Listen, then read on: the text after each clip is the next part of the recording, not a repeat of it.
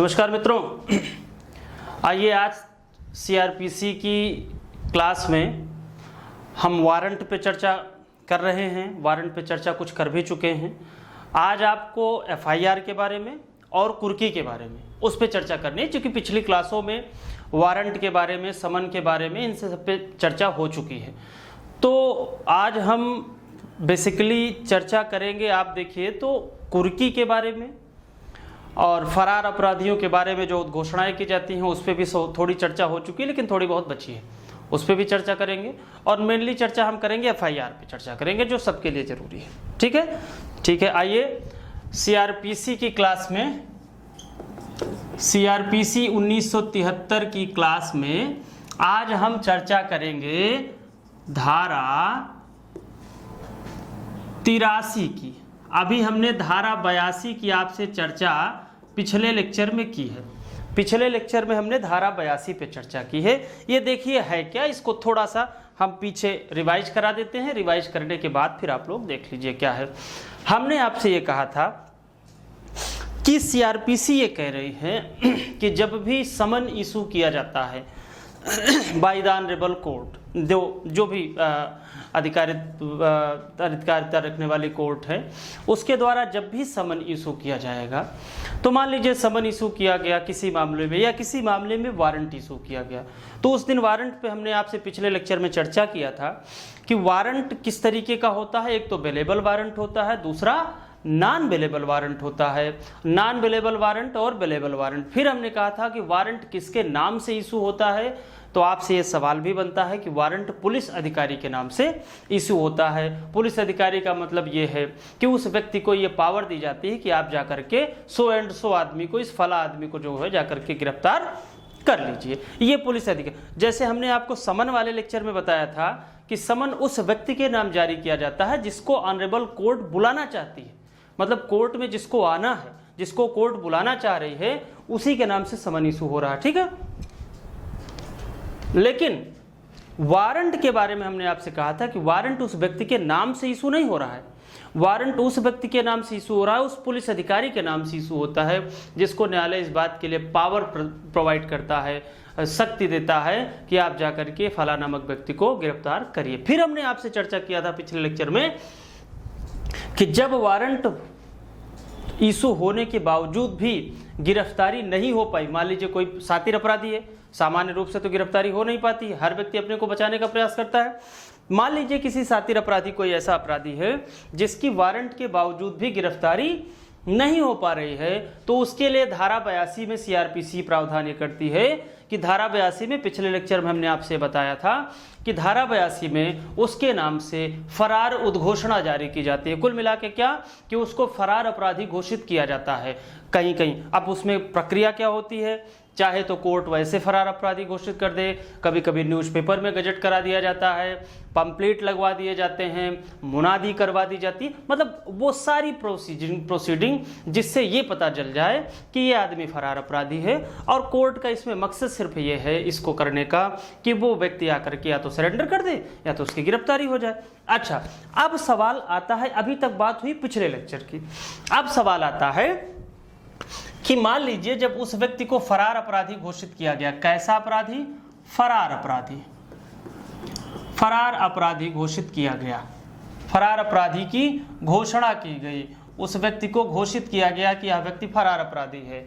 लेकिन अच्छा, चूंकि यहाँ पे कोर्ट एक टाइम देता है कि जिस दिन से घोषणा हुई उस दिन के 30 दिन बाद उसको कोर्ट में हाजिर होना है। अब समस्या ये हो जाती है, जो अपराधी हैं, बड़े बड़े अपराधी, उनके साथ ये चालाकी होती है कि जितने दिन के अंदर, मान लीजिए फरार, जैसे विजय माल्या का केस आप ले लीजिए, विजय माल्या को जब भी फरार घोषित किया जाएगा या किया गया तो हुआ क्या, 30 दिन का टाइम दिया गया। 30 दिन का टाइम दिया गया कि आप 30 दिन के बाद जो है आकर के, जिस दिन से हम नोटिस इशू कर रहे हैं, इस दिन के बाद आकर के न्यायालय में हाजिर होइए। अब जो बड़े अपराधी हैं इतने चालाक होते हैं कि ये उतने दिन के अंदर कहीं ना कहीं बाहर निकल जाते हैं। जैसे विजय माल्या हुआ, नीरव मोदी हुआ, या जो भी बड़े तथाकथित 100 अपराधी हैं जिनको राजनीतिक संरक्षण प्राप्त है या कोई और भी संरक्षण प्राप्त है, उनके लिए व्यवस्था। अब वो निकल लिए, वो इतने दिन के अंदर तो वो विदेश चले गए या ऐसी जगह चले गए जहां कोर्ट की अधिकारिता है ही नहीं, जहां से एक्स्ट्राडिशन ट्रीटी भी नहीं है कि उनको बुलाया जा सके, प्रत्यर्पण संधि भी नहीं, या किसी ऐसे देश चले गए।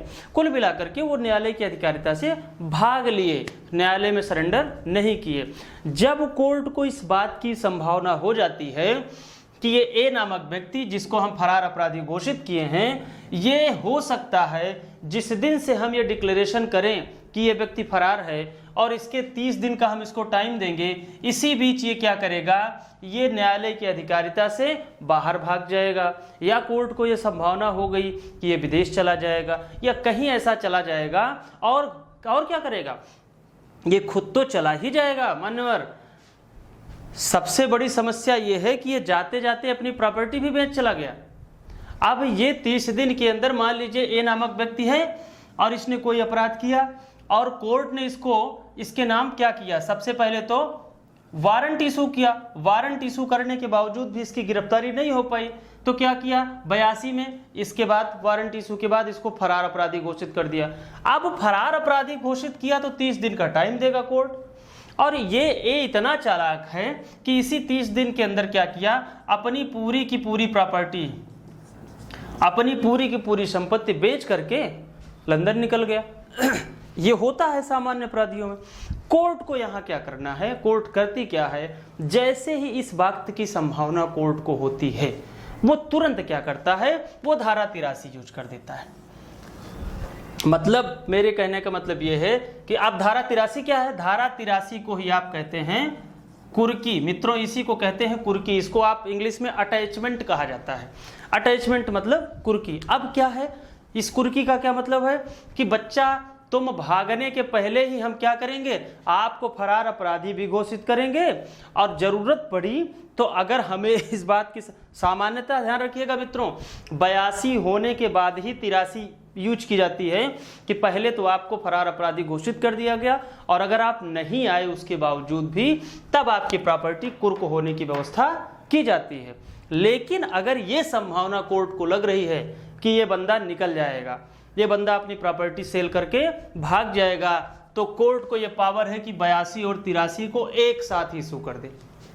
मतलब क्या, फरार अपराधी तो है ही है, जिस दिन इस बात की घोषणा कराए उसी दिन आपकी कुर्की भी करा दे। मतलब कि कोर्ट ये ध्यान देगी कि आप अपनी प्रॉपर्टी बेच के ना जाने पाएं ताकि आप सरेंडर कर दें, आपकी पूरी की पूरी प्रॉपर्टी वो जब्त करा लेगा। ये व्यवस्था होती है। लेकिन एक सवाल आपसे पूछा जाता है, खासकर सिविल जज वाले तो ज़्यादा ध्यान दें, दरोगा वाले भी इस बात को जानते रहें क्योंकि उनके लिए भी जरूरी है। वजह क्या है, कभी कभी आपसे पूछा जाता है क्या वारंट और धारा 82 फरार अपराधी जिसको कहते हैं, इसको दोनों को एक साथ इशू किया जा सकता है। कभी कभी आपसे सवाल बनता है, तो ध्यान रखिएगा, यहाँ ये जरूर ध्यान रखिएगा, इसको दोनों को एक साथ इशू नहीं किया जा सकता। पहले वारंट इशू करना कोर्ट की जिम्मेदारी है, पहले कोर्ट वारंट इशू कर दे उसके बाद ही 82 की प्रोसीडिंग कर पाएगा। लेकिन दूसरा सवाल बनता है कि क्या 82 और 83 को एक साथ कोर्ट इशू कर सकती है, तो आपका जवाब होगा बिल्कुल कर सकती है। वारंट को और फरार अपराधी को तो एक साथ कोर्ट नहीं कर सकती, उसके पहले आपको फरार अपराधी के पहले वारंट इशू करना जरूरी है। प्रोक्लेमेशन ऑफ ऑफेंडर का जो प्रोसीडिंग है उसको करने के पहले आपको वारंट इशू ही करना पड़ेगा। लेकिन प्रोक्लेमेशन ऑफ ऑफेंडर और अटैचमेंट ऑफ प्रॉपर्टी, इन दोनों को एक साथ इशू किया जा सकता है। मित्रों इस बात का ध्यान रखिएगा। वजह क्या है, सामान्य रूप से अलग अलग इशू किया जाता है, लेकिन जब भी ये होता है कि अगर ये बंदा जो है अपनी प्रॉपर्टी बेच करके तब तक तो भाग जाएगा, तो 82 और 83 एक साथ इशू की जा सकती है और आपकी प्रॉपर्टी का मतलब उस अपराधी की प्रॉपर्टी जब्त करा ली जाएगी, कुर्क करा ली जाएगी। और ये माना जाता है, बहुत से अपराधी हैं प्रॉपर्टी से मतलब नहीं रखते, कुर्क करा ली जाए, लेकिन फिर भी ये माना जाता है कि कोई व्यक्ति अपने परिवार और अपनी संपत्ति से इतना प्रेम करता है कि अगर वो जब्त करा ली जाएगी तो वह व्यक्ति अपने को आत्मसमर्पण उसका हो जाएगा, वो अपने को सरेंडर कर देगा। ठीक है मित्रों, तो ये चीज़ आप ध्यान रखिए। अभी तक हमने आपको ये बताया कि 82 क्या है, जिसमें कोर्ट किसी को फरार अपराधी घोषित करती है। 83 में कुर्की का प्रावधान किया गया है, और कुर्की कब की जाएगी, जब 82 में इस बात की संभावना हो कि आप जो है छोड़ के भाग जाएंगे, या 82 इशू हो गया और 30 दिन बाद आप नहीं आए, फिर कोर्ट के पास मजबूरी हो जाएगी कि अब वो जो है सीधे और सीधे आपकी प्रॉपर्टी को अटैच कर ले, ताकि आप सरेंडर करें। आप अभी तक नहीं आ रहे तो कोर्ट के पास और कोई चारा नहीं बच रहा। तो ये बात हुई कुर्की की, ठीक है। अब जो आपके लिए जरूरी ये इस चैप्टर में इतना ही आपके लिए जरूरी है। अब मेन चीज आपकी आती है जो बहुत जरूरी है, हर व्यक्ति को जानना जरूरी है मित्रों, वो है FIR के बारे में। आज हम आपको FIR के बारे में भी थोड़ा बहुत बताएंगे, जितना आज के लेक्चर में हो पाएगा। FIR इसको बोलते हैं फर्स्ट इंफॉर्मेशन रिपोर्ट।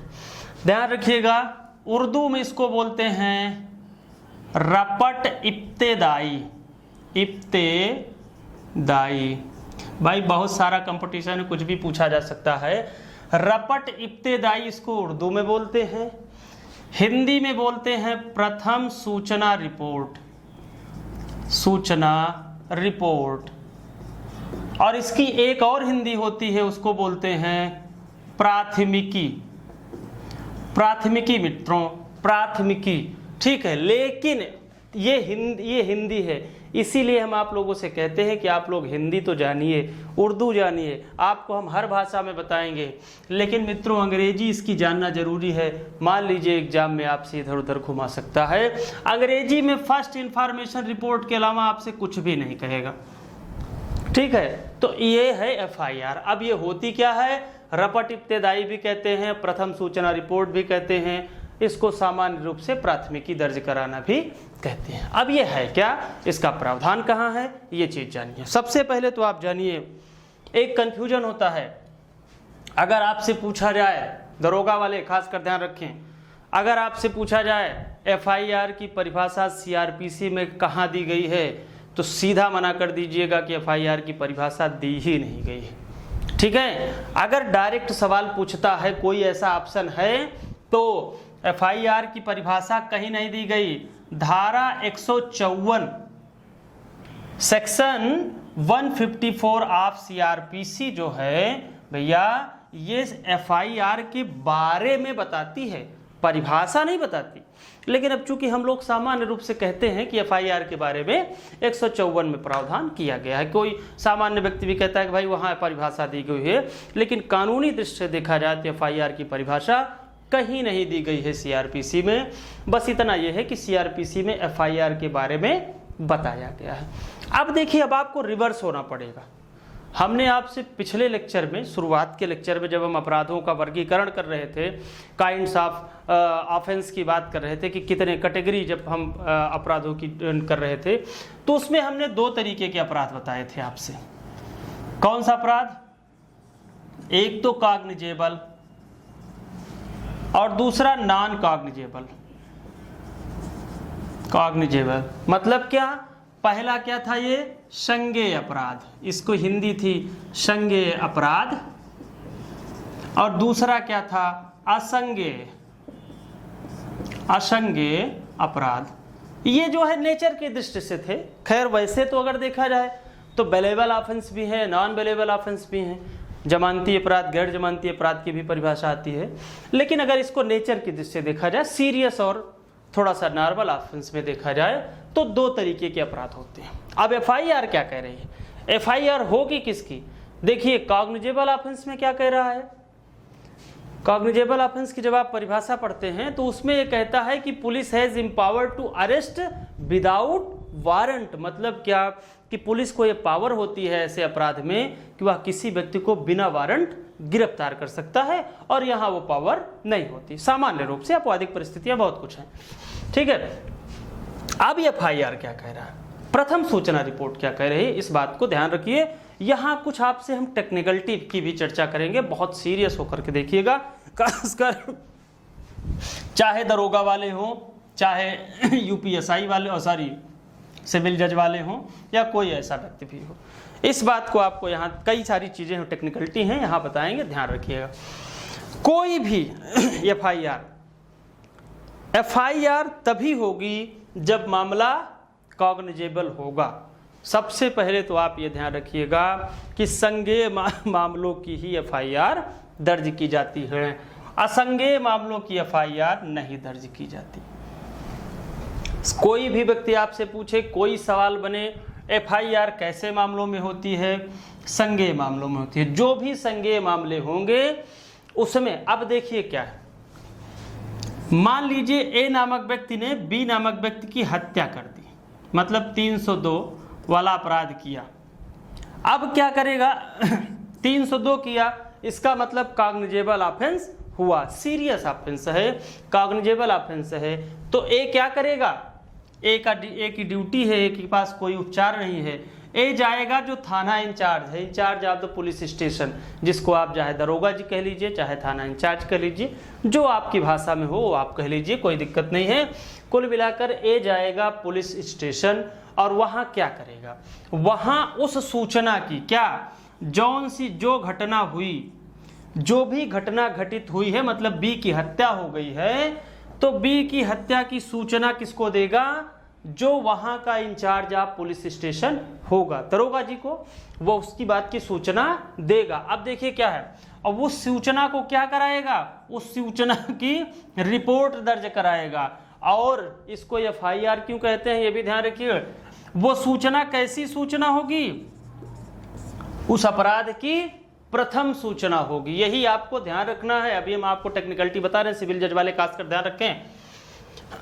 प्रथम सूचना रिपोर्ट इस वजह से कही जाती है कि वह किसी संज्ञेय अपराध की पहली सूचना होती है जो दरोगा जी को, मतलब इंचार्ज ऑफ पुलिस स्टेशन को दी जाती है। अब देखिए यहां समस्या क्या आती है।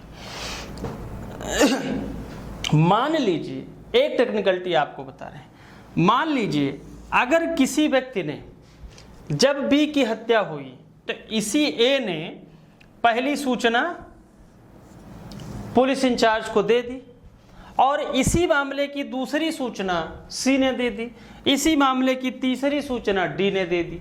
मतलब सबके सब ने जा करके पुलिस इंचार्ज को इस मामले में बताया कि ए ने बी की हत्या कर दी। अब ये टेक्निकल सवाल उठा, कई मामलों में उठा, लेकिन एक केस आया, Amit Shah versus union of India का एक मामला था। उसमें ऑनरेबल सुप्रीम कोर्ट ने, एक बार सुब्रमण्यम स्वामी के मामले में भी ये बात आई कि अगर कोई भी रिपोर्ट जो FIR हो रही है और एक ही मामलों में कई FIR हो गई हैं, तो उसके लिए क्या प्रावधान किया जाएगा। तो उसमें सामान्य रूप से ये माना गया कि जो पहली रिपोर्ट होगी उसी को मान लिया जाएगा और सारी रिपोर्ट जो है कैंसिल कर दी जाएंगे। लेकिन एक टेक्निकलिटी ये होती है, खास करके जो व्यवहारिक रूप से स्थितियां आती हैं, कि जिस मामलों में सारी सूचनाएं एकत्रित होती हैं उस मामले को FIR में दर्ज कर लिया जाता है। तो अब देखिए क्या हो रहा है कि 154 क्या कह रहा है कि पुलिस इंचार्ज की ये ड्यूटी है कि वह व्यक्ति जाए और उस मामले की पहली सूचना जब दर्ज कराता है तो उसी को कहा जाता है FIR, फर्स्ट इंफॉर्मेशन रिपोर्ट। मतलब क्या कि first information report is related to cognizable offence, non cognizable offence की FIR कतई नहीं होगी।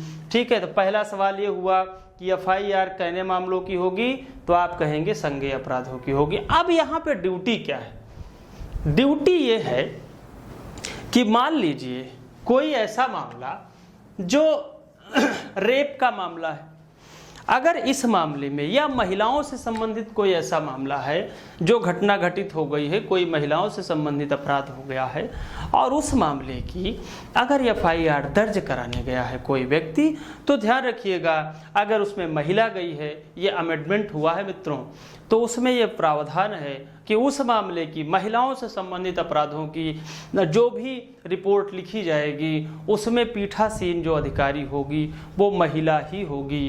कुल मिला के सामान्य स्थितियां ये हैं कि महिलाओं से संबंधित अपराधों की रिपोर्ट कोई महिला इंचार्ज ही लिखेगी, पुरुष नहीं लिखेगा। इसके पीछे मंशा क्या है? न्यायालय की या कानून की मंशा ये है कि ताकि महिला अपनी हर बात को सही तरीके से रिप्रेजेंट कर पाए उस व्यक्ति के सामने।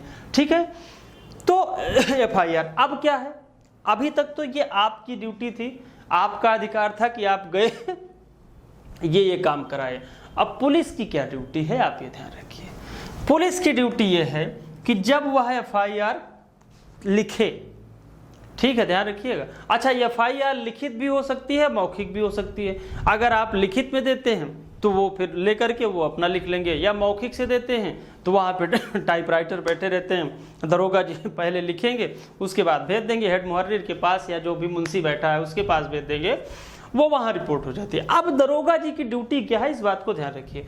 दरोगा जी की ड्यूटी ये है कि जब एफआईआर लिख रहे हैं तो उस एफआईआर की एक कॉपी, ध्यान रखिएगा, सामान्य रूप से पुलिस रेगुलेशन तो कहता है कि एफआईआर 3 प्रतियों में लिखी जाएगी। पुलिस रेगुलेशन इस बात को कहता है, ध्यान रखिएगा दरोगा वालों, सिविल जज वालों भी ध्यान रखिए कि एफआईआर 3 प्रतियों में लिखी जाएगी, ये पुलिस रेगुलेशन कहता है। लेकिन अगर देखा जाए तो व्यवहारिक रूप से 3-4 प्रतियों में लिखी जाती है। तो उसमें यह होता है कि एक प्रति जो है, जो व्यक्ति एफआईआर कराने गया है उस व्यक्ति को उसकी एक प्रति क्या दी जाएगी, फ्री में दी जाएगी, फ्री ऑफ कॉस्ट दी जाएगी।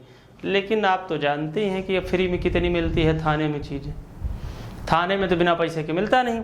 अब वो बात अलग है कि व्यवहारिक रूप से आपको फ्री में नहीं दी जाती, दरोगा जी ले ही लेते हैं उसका 1000-500 कुछ ना कुछ जो भी ले ले लेकिन कानून आपको इस बात का अधिकार देता है, और दरोगा जी की ड्यूटी है कि जब भी एफआईआर लॉन्च की जाएगी उस एफआईआर की एक कॉपी जो भी इन्फॉर्मेंट गया है, इन्फॉर्मेंट का मतलब जो सूचना प्रदाता गया है, जो एफआईआर दर्ज कराने गया है, उस व्यक्ति को एफआईआर की एक कॉपी दे दी जाएगी। अब ये तो हुआ संज्ञेय मामलों के मामले में। अब बताइए, अब समस्या यहाँ आती है कि ऐसे मामलों की एफआईआर, ऐसे मामलों की रिपोर्ट क्या होगी। ये मामला बताता है, अब 154 की बात खत्म हो गई है, अब 155 पे आपको देखना पड़ेगा। दरोगा वाले ध्यान दें, 155 धारा 155 सीआरपीसी की असंज्ञेय मामलों की सूचना की बात कर रही है, 154 संज्ञेय मामले की बात कर रही है, जिसको आप एफआईआर कह रहे हैं। लेकिन ऐसे मामले जो असंज्ञेय हैं, नॉन कॉग्निजेबल हैं, उनकी रिपोर्ट दर्ज की जाएगी। वो किस धारा में दर्ज की जाएगी, वो सीआरपीसी की धारा 155 इसके बारे में प्रावधान करती है। आप इसको सामान्य रूप से ये कह रही है कि जो रिपोर्ट जो नॉन कॉग्निजेबल मामले हैं, असंज्ञेय मामले हैं, इनकी सूचना दर्ज की जाएगी धारा 155 में। इसको आप सामान्य रूप से बोलते हैं एनसीआर, इसको बोलते हैं एफआईआर जो संज्ञेय मामले की अपराध है, और जो भी असंज्ञेय मामलों से संबंधित अपराध हैं उनकी जब आप सूचना दर्ज कराते हैं तो उसको एनसीआर कहा जाता है। एनसीआर का मतलब ये, वो एफआईआर नहीं होती, वो भैया एनसीआर होती है, उसको पुलिस अधिकारी दर्ज करता है। अब अंतर क्या है, आपको एफआईआर और एनसीआर में जो अंतर आप देख रहे हैं, एफआईआर और एनसीआर का सबसे पहला अंतर ये है कि एफआईआर कॉग्निजेबल मामले की मतलब संज्ञेय अपराधों की होती है, लेकिन एनसीआर जो है असंज्ञेय अपराधों की सामान्य रूप से होती है। दूसरा सबसे बड़ा अंतर यह है कि एफआईआर को आप पूरे भारत में, ध्यान रखिएगा बहुत इंपॉर्टेंट चीज है, पूरे भारत में किसी मामले की एफआईआर आप कहीं भी दर्ज करा सकते हैं। मान लीजिए लखनऊ की बात है, ये चंद्रा आईएएस का मंच है, मान लीजिए यहाँ पे अगर कोई घटना होती है तो चंद्रा आईएएस का डायरेक्टर हो या चंद्रा आईएएस का स्टूडेंट हो या कोई भी व्यक्ति हो, जो भी व्यक्ति होगा वो यहाँ की रिपोर्ट को जाकर के कहीं भी दर्ज करा सकता है अगर वो संज्ञेय मामलों से संबंधित है। मतलब एफआईआर दर्ज कराने के लिए कोई भी व्यक्ति पूरे भारत में एफआईआर कहीं भी दर्ज करा सकता है। लेकिन मित्रों, एनसीआर में ऐसा नहीं है। एनसीआर कह रहा है कि एनसीआर को आप वहीं दर्ज करा सकते हैं जिस थाने का मामला हो। मान लीजिए कि अगर वो जिस थाने का मामला है, जिस घटना जो है जिस थाने के अंतर्गत घटी है, उसी थाने में एनसीआर दर्ज होगी। आप दूसरे थाने में जाकर के एनसीआर नहीं दर्ज करा सकते, या उस थाने की अधिकारिता से बाहर जाकर के एनसीआर नहीं दर्ज करा सकते असंज्ञेय मामलों की रिपोर्ट। लेकिन मित्रों, एफआईआर आप पूरे भारत में कहीं भी करा सकते हैं, इस बात का ध्यान रखिएगा। ये एक बहुत ज़रूरी चीज़ है। एक सवाल कई लोगों ने पूछा है, आज इसका जवाब दे देते हैं। बहुत से लोग एक सवाल पूछते हैं, इसको थोड़ा सा जान लीजिए क्या है। आप लोग इसको रिवाइज भी करते रहिए, एक एक चीज जहां जो ना समझ में आए उसको आप पूछते भी रहिए। एक सवाल एफआईआर से पूछा जाता है, एफआईआर से एक सवाल पूछा जाता है किसी ने पूछा कि सर जीरो एफआईआर क्या होती है। जीरो एफआईआर, इसको हिंदी में भी जीरो कहते हैं, अंग्रेजी में भी जीरो कहते हैं। आपको हमने बताया कि एफआईआर आप पूरे भारत में कहीं भी लॉन्च करा सकते हैं। मतलब क्या है, एफआईआर कहीं भी दर्ज करा सकते हैं, लेकिन ध्यान रखिएगा एनसीआर के बारे में हमने आपसे क्या कहा, एनसीआर आप उसी थाने में दर्ज करा सकते हैं जिस थाने का मामला होगा। अब जीरो एफआईआर क्या है, इस बात को देखिए। जीरो एफआईआर ये होती है कि मान लीजिए लखनऊ का मामला है, लखनऊ का मामला है और गोमती नगर थाना कोई ऐसा थाना है, मान लीजिए गोमती नगर थाने को ही हम ले लेते हैं। अगर कोई घटना गोमती नगर थाने के अंतर्गत घटती है, ठीक है, तो गोमती नगर के थाने के अंदर की घटना को जब आप गोमती नगर के थाने में ही एफआईआर दर्ज कराएंगे तो वो तो एक एफआईआर होगी, लेकिन एफआईआर आपको ये अधिकार दे रहा है कि एफआईआर को आप पूरे भारत में दर्ज करा सकते हैं। मान लीजिए यही घटना भले गोमती नगर में घटी हुई है, अगर आप इसकी एफआईआर इलाहाबाद में कराते हैं या गोमती नगर के थाने से हट करके हजरतगंज में कराते हैं, हजरतगंज के थाने में कराते हैं या इलाहाबाद में जा करके कर्नलगंज थाने में कराते हैं, तो घटना किस अधिकारिता की है, किस थाने की है, गोमती नगर की है, लेकिन एफआईआर तो दर्ज करना पड़ेगा कर्नलगंज थाने में। कर्नलगंज थाना जो इलाहाबाद का है वहां को एफआईआर दर्ज करना पड़ेगा। लेकिन होगा क्या, जो एफआईआर थाने के ज्यूरिसडिक्शन में न जाकर के किसी बाहरी थाने में दर्ज कराई गई है, उसी को क्या कहते हैं, एफआईआर तो होती है, उसी को कहते हैं जीरो एफआईआर।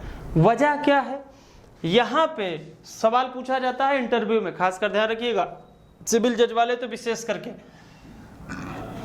इस वजह से इसको जीरो एफआईआर कहते हैं कि जब भी आप एफआईआर कराते हैं उसमें एक क्राइम नंबर होता है, वो नोट करता है, चाहे दरोगा हो चाहे जो भी इंचार्ज बैठा हो, वो उस क्राइम नंबर को नोट करता है। अगर उस थाने में कराया गया है एफआईआर तब तो वो क्राइम नंबर नोट हो जाएगा, लेकिन अगर किसी दूसरी जगह कराया गया है तो वहां पे क्राइम नंबर नोट नहीं किया जाता, वहां पे क्राइम नंबर नहीं होता। इसी वजह से इसको जीरो एफआईआर कहते हैं। जिस एफआईआर में क्राइम नंबर का जिक्र नहीं होता उसको जीरो एफआईआर कहते हैं। और वही एफआईआर, जीरो एफआईआर फिर से ट्रांसफर की जाती है आपके सेम थाने में जहां की घटना है, और उस थाने में वो कॉपी आती है और उस पर क्या चढ़ाया जाता है, उस पर क्राइम नंबर चढ़ाया जाता है, फिर सारी प्रोसीडिंग शुरू होती है।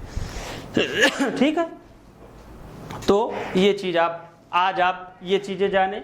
अभी हम आपको अगले लेक्चर में ये भी चर्चा करेंगे इस पे कि एफआईआर न लिखने पर अगर पुलिस अधिकारी एफआईआर नहीं लिख रहा तब आप क्या करेंगे, ठीक है, उसके बाद पुलिस अधिकारी इसका इन्वेस्टिगेशन कैसे करेगा, ये सारी चीज़ें हम आपको अगले लेक्चर में बताएंगे। आज इतना आप देखें कि एफआईआर क्या होती है, एनसीआर क्या होती है, कुर्की क्या होती है, फरार अपराधी का क्या होता है, वारंट क्या होता है, इन सब चीज़ों के बारे में जाने। इसको रिवाइज करते रहिए। बहुत बहुत धन्यवाद, आगे बढ़िए हमेशा।